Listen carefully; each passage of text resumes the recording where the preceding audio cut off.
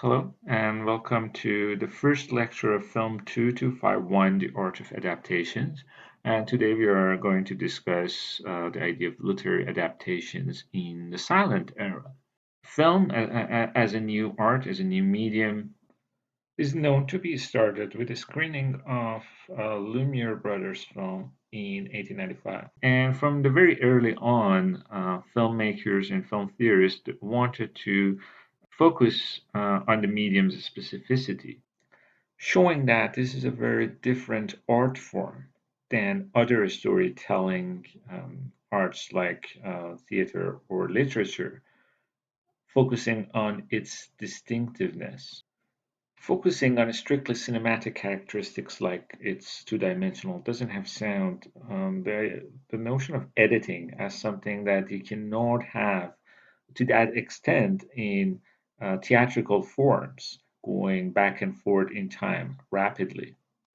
Or the fact that, unlike theater, we can get too close to the subject. We have close ups in cinema, so the acting can be very expressive. But from the very beginning, there was an undeniable relationship, a very strong one, between literature and cinema. Maybe because the artists use these different art forms to simply tell stories, both in literature and cinema.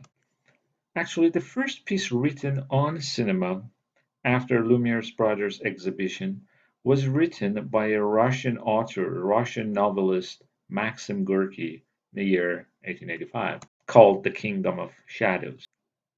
So he exaggerated in that article his first experience of being in a movie theater in that first exhibition of Lumiere Brothers films in Russia, saying, "Last night I was in the kingdom of shadows. If you only knew how strange it is to be there. It is a world without sound, without color. Everything there, the earth, the trees, the people, the water, and the air, is dipped in a monotonous gray, gray rays of the sun across the gray sky." Actually, one of the early adaptations of novels into films in Russian cinema was done by a filmmaker by the name of Pudovkin, based on Maxim Gorky's sentimental novel, The Mother, which is the story of a mother whose son was killed by Tsarist army, and she joined the revolutionaries, and she becomes the symbol of working class movement. Pudovkin tried to visualize cinematically dramatic moments of the novel, specifically using extensive um, montage sequences. For example, in the next scene that I want to show, when the movements of the working class is shown in parallel with the movement of the ice in the river to kind of suggest a symbolic connection between uh, that movement and the working class uprising, is something purely cinematic. It cannot be explained in with that energy in the novel. So, in that sense, when he adapted this revolutionary novel, he had in mind how powerful film medium is shaping the masses, affecting the audiences, specifically the working class audiences that probably did not have that degree of literacy to read the novel.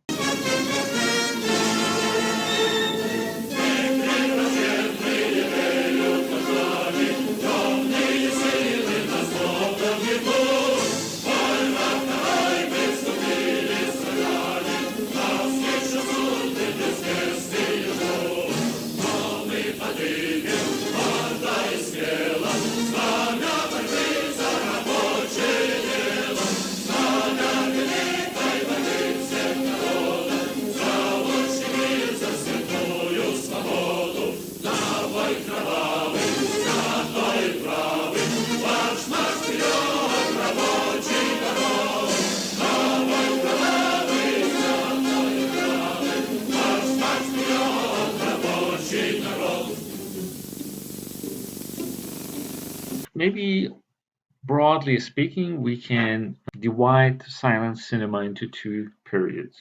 Usually, people think of Hollywood movies as fictional films, familiar structures, what we know as classical Hollywood cinema with continuity editing. Everything is used, all cinematic means are used to develop the storylines, the plot lines, usually with happy endings, but focusing on the story, on narrative.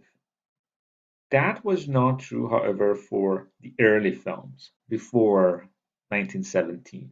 A film theorist and a historian by the name of Tom Gunning defined the cinema before 1913 as the cinema of attraction. So when we talk about early cinema, we talk about films made before 1915, not the entire silent era. Usually is linked to what Gunning conceptualized as the cinema of attraction. So what is it? The cinema of attraction is the cinema of spectacle. Is the cinema that pays attention to its visual elements. In other words, it's the cinema that is attracting the viewer's awareness about the film images and the means to produce them. So during the early decades of cinema, after the birth of cinema, instead of having the audience focusing on the narrative or the storyline, the films from that period of cinema of attraction used to encourage the spectators to remain aware of the act of looking. For examples, there were frequent use of direct address to the camera by the actors, something that self-reflexivity was prohibited during the classical Hollywood era. For example, photographic superimpositions were frequently being used, the issue of theatricality, and more important than all of them, the issue of shock effect as an aesthetic choice. For examples, an very early film by Edison was just an electrification of an elephant to shock the viewer, to create that shock effect. So in that period of time, we have very different types of literary adaptations. So before actually talking about the classical Hollywood cinema that is started from 1917 and after, I want to talk about literary adaptations in the early films. So from the very beginning, the filmmakers knew about the pre-existing familiarity of audiences with the novels and how prestigious maybe they were and already developed plots. All these things helped them, and they could easily convince the producers to make movies about something that already has some sort of popularity and familiarity in the popular culture. And that thing is still is going on. We know that a movie based on a prestigious work of literature is going to sell. But at the same time, with the early films, the two of most common assumptions about literary adaptations did not work for those early films. One reason is that the films are very short, and filmmakers were not concerned with fidelity to the original text. They were not like faithful adaptations.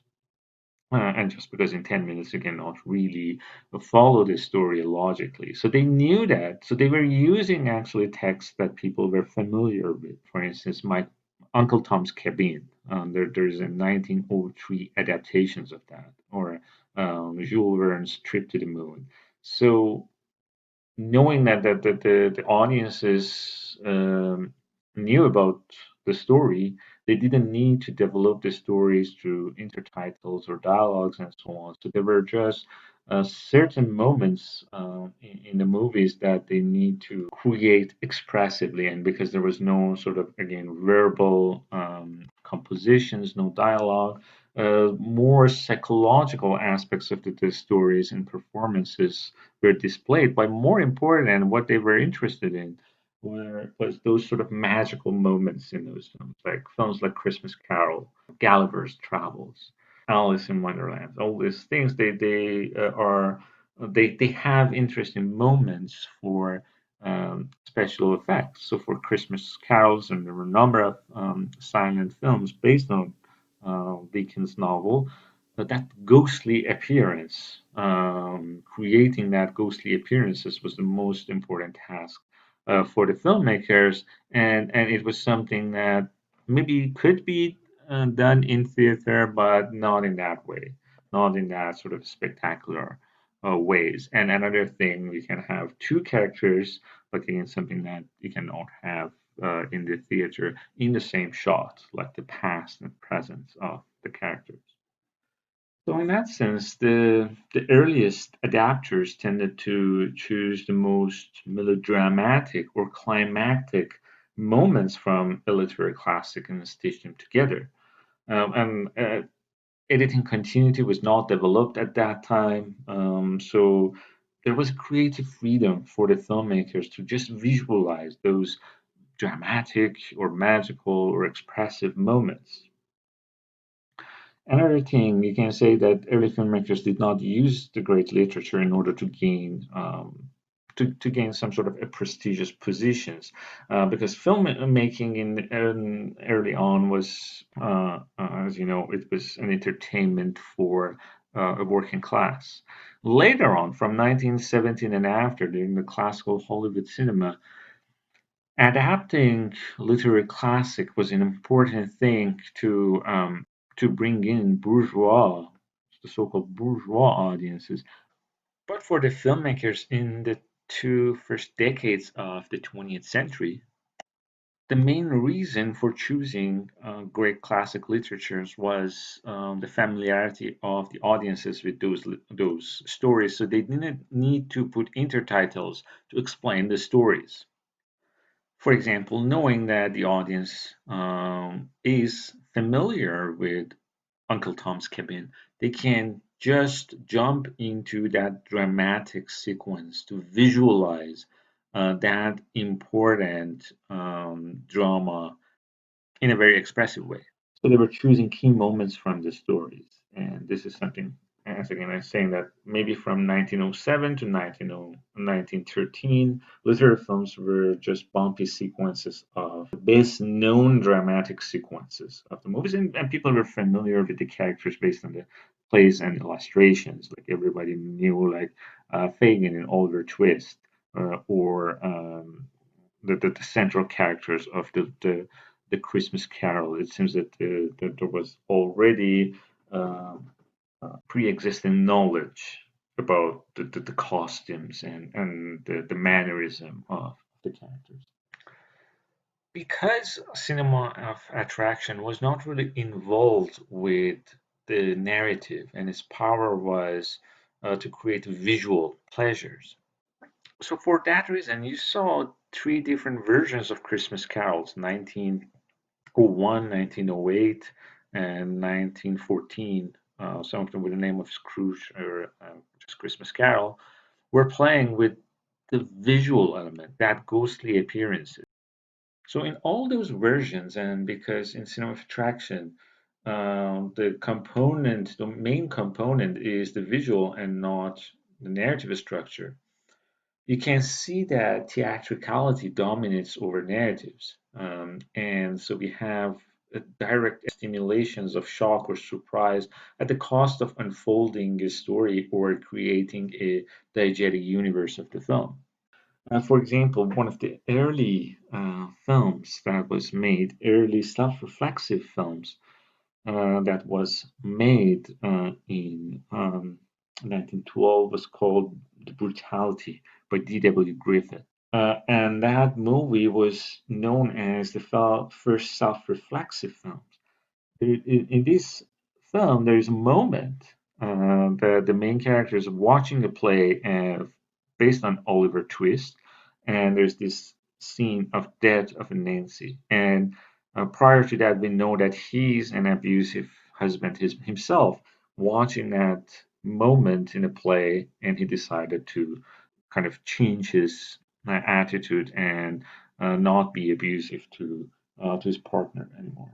So they're all about so Gulliver's Travel. It's about visual inventions. It's not really about following the stories. It's about this kind of playing with this sort of magical illusions in the film. There's no sense of continuity in this film by George Méliès. And usually people say that unlike Lumiere, George Méliès was a magician. If you've seen the movie Hugo, there's actually a great deal of a concern with the figure of George Méliès.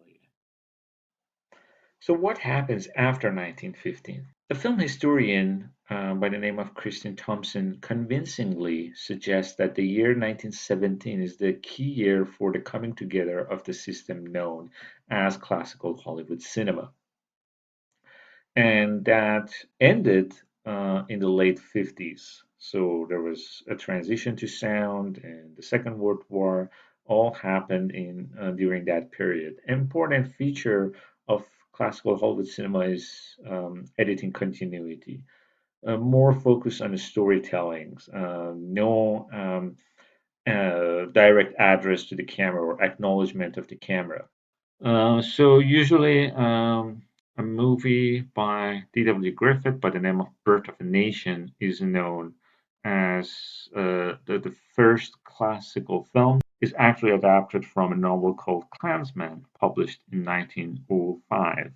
So he's not using a very famous novel, but choosing a novel to justify the issue of racial segregation. So it was a very important film visually and stylistically because it some people say that all techniques that we know in classical Hollywood cinema, 180-degree rules, for example, all of them they are somehow formed by D.W. Griffith in this classical film, The Birth of a Nation.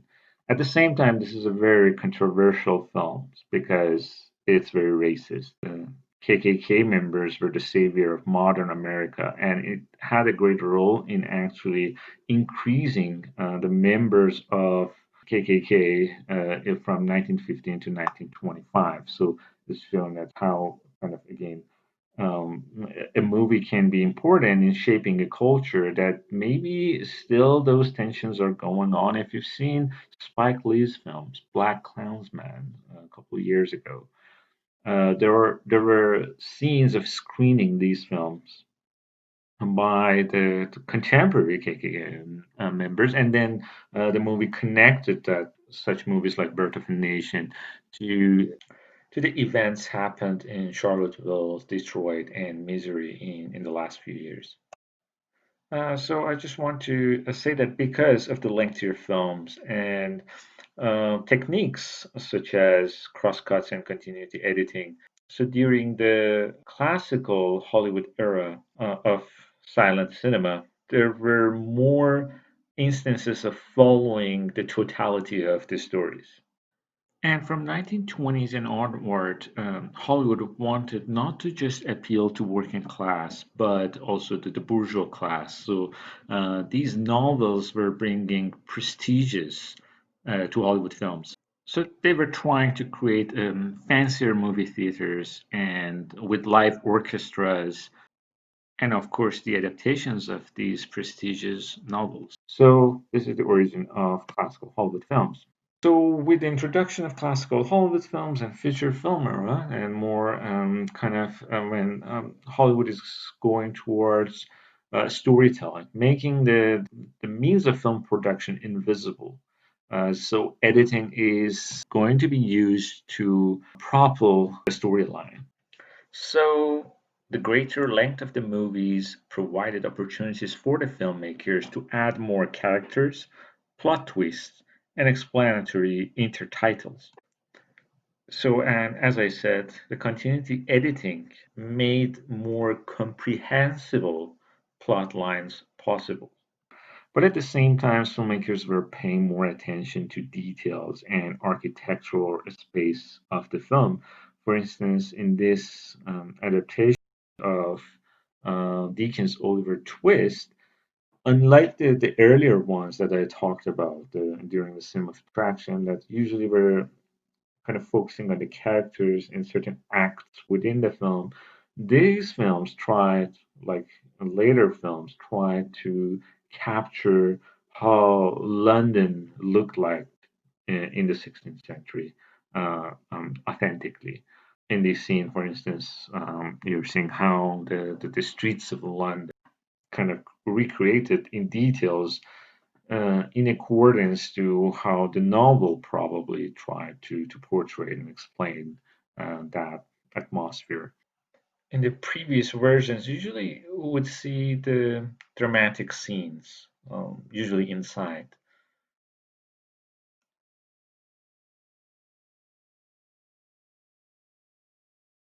Before talking about German Expressionism, I just want to talk generally about Gothic novels that were translated into the screen in the early 20th century. So, what I talked about classical Hollywood cinema and feature films, I should say that these sort of modern novels, when they were translated into the screen, still they were adapted with certain freedom by the filmmakers.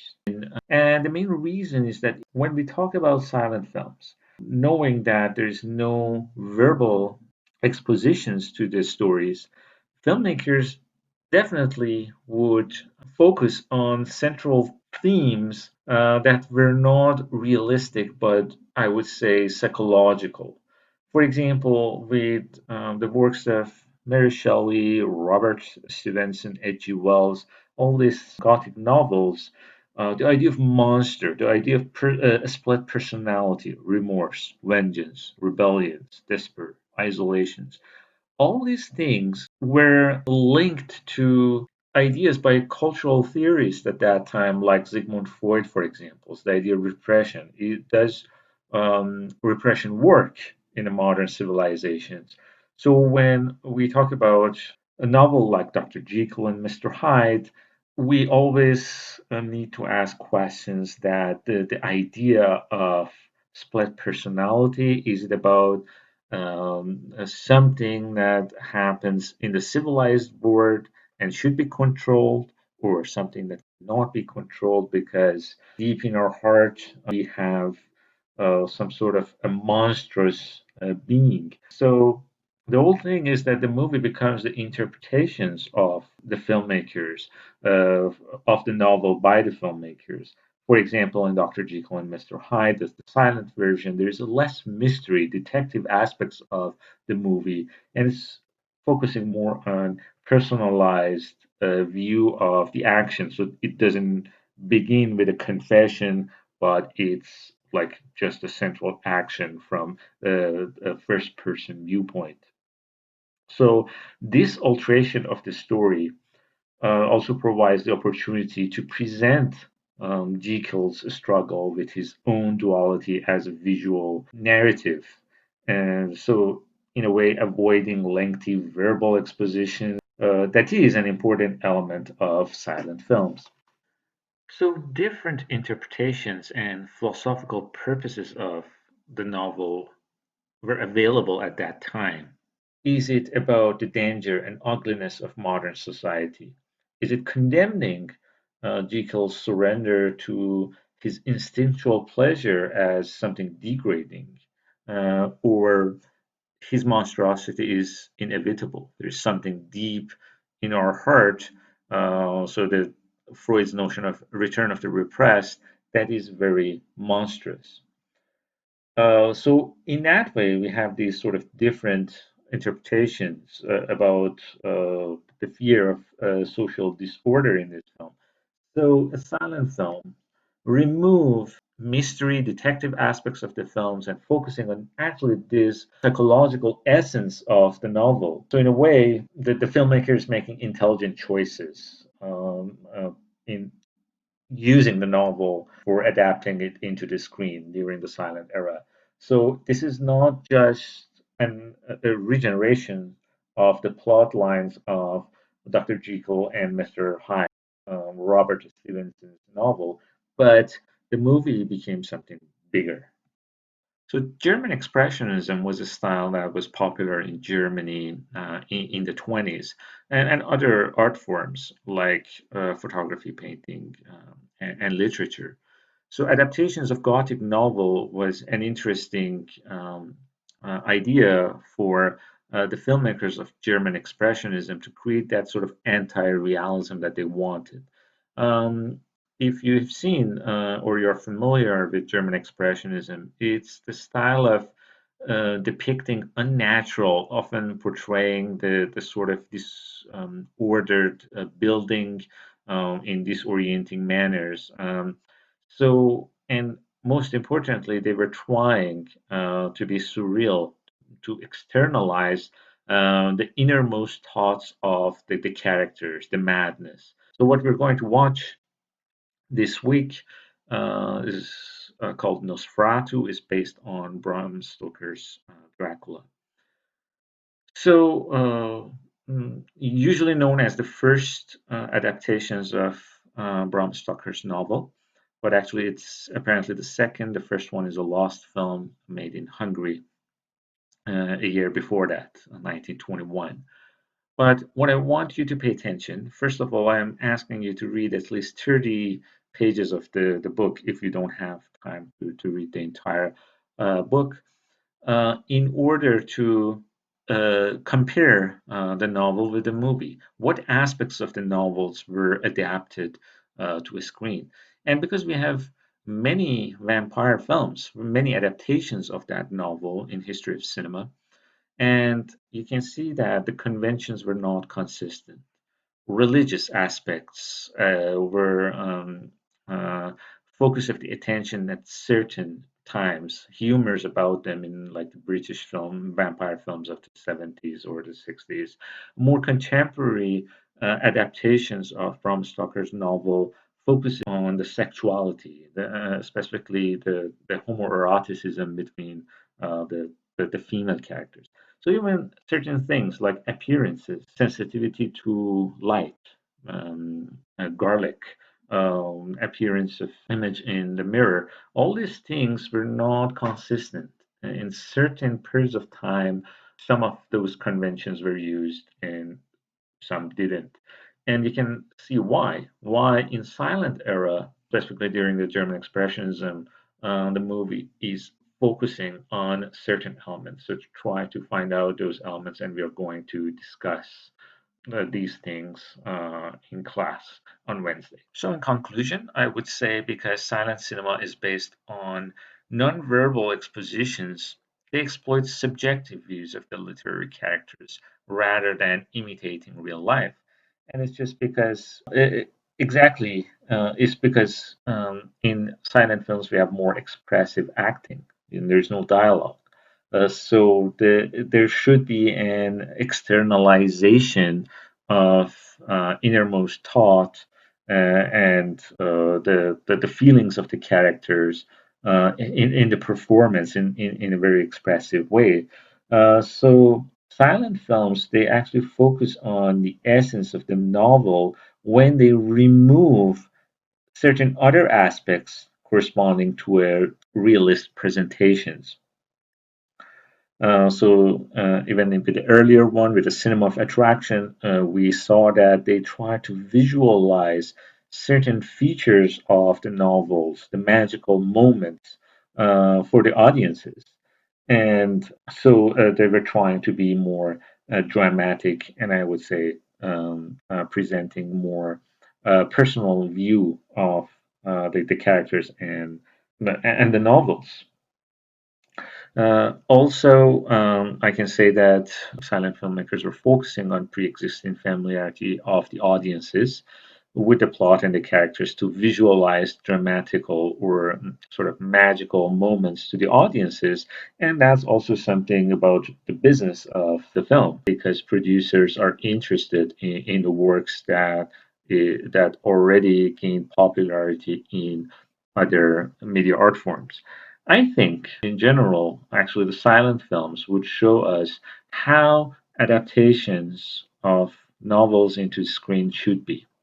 because I think just following the plot in a very realistic way, regenerating it through voiceover narrations, for example, usually done during the sound era by unskilled filmmakers.